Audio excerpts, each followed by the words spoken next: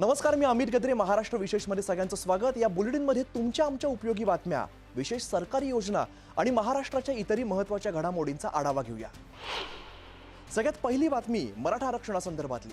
हैदराबाद गॅझेटियरमधील नोंदी विचारात घेऊन मराठा समाजाच्या व्यक्तींना कुणबी, मराठा कुणबी किंवा कुणबी मराठा जातीचं प्रमाणपत्र मिळवण्याची प्रक्रिया अधिक सुलभ होणार आहे. कारण ही प्रक्रिया अधिक सुलभ करण्यासाठी गाव पातळीवरती समित्या गठीत करण्याचा निर्णय घेण्यात आला.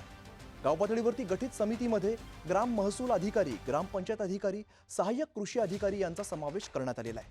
या निर्णयाचा GR सरकारने काढत मराठा समाजाला मोठा दिलासा दिलाय. मराठवाड्यात राहणारे आमचे मराठा समाजाचे लोक आहेत, यांचा कधी काळी त्यांच्या रक्तनात्यातल्या कोणाचाही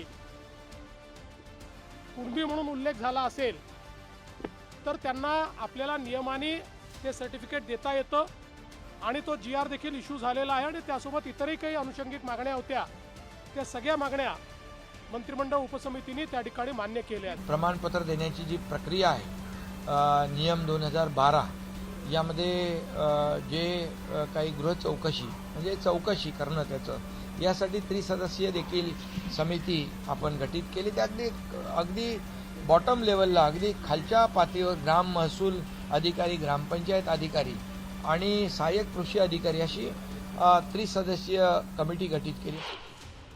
पुढच्या महत्त्वाच्या बातमीकडे वळूया. राज्यात मुलांच्या मानसिक आरोग्यासाठी मासूम प्रकल्प राबवण्यात येतोय.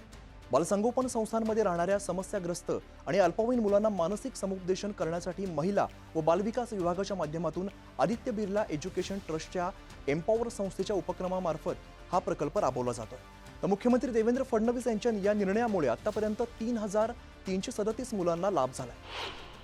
राज्याच्या विकासासाठी प्रशासनाने AIचा वापर करून अत्याधुनिक तंत्रज्ञानावरती आधारित सेवा द्याव्यात. त्यामुळे प्रशासनावरील कामाचा ताण कमी होईल. दक्षिणेतील राज्य प्रशासनात तंत्रज्ञानाचा मोठ्या प्रमाणात वापर करतायत आणि महाराष्ट्र या क्षेत्रामध्ये आघाडीवरती आहे. ही आघाडी कायम ठेवण्यासाठी नाविन्यपूर्ण बदलांची प्रभावी अंमलबजावणी करणं आवश्यक आहे, असं मुख्यमंत्री देवेंद्र फडणवीस म्हणाले. मुख्यमंत्र्यांच्या अध्यक्षतेखाली 150 दिवसांच्या कार्यक्रमांतर्गत ई-गव्हर्नन्स सुधारणा मोहिमेत सहभागी विभाग आणि कार्यालय यांचा अंतरिम प्रगतीसंदर्भात आढावा बैठक पार पडली. 150 दिवसांच्या कार्यक्रमामध्ये जास्तीत जास्त कामं पूर्ण करावीत अशा सूचनाही त्यांनी केल्या. मुख्यमंत्री देवेंद्र फडणवीस यांच्या हस्ते मिलाप MIDC industrial land application and allotment पोर्टलचा ऑनलाईन शुभारंभ केला.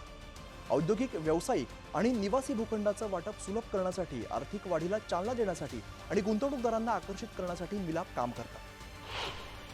आता बातमी रेल्वे संदर्भातली. महाराष्ट्राच्या रेल्वे विकासाला आणखीन गती मिळणार आहे. पुणे लोणावळा रेल्वे मार्गावरील प्रवाशांची गर्दी कमी करण्यासाठी 3ऱ्या आणि 4थ्या मार्गासाठी राज्य सरकारने निधीला मंजुरी दिली आहे. तसंच बीड ते अहिल्यानगर या रेल्वे मार्गावर गाडी सुरू करण्याचा निर्णय घेण्यात आला.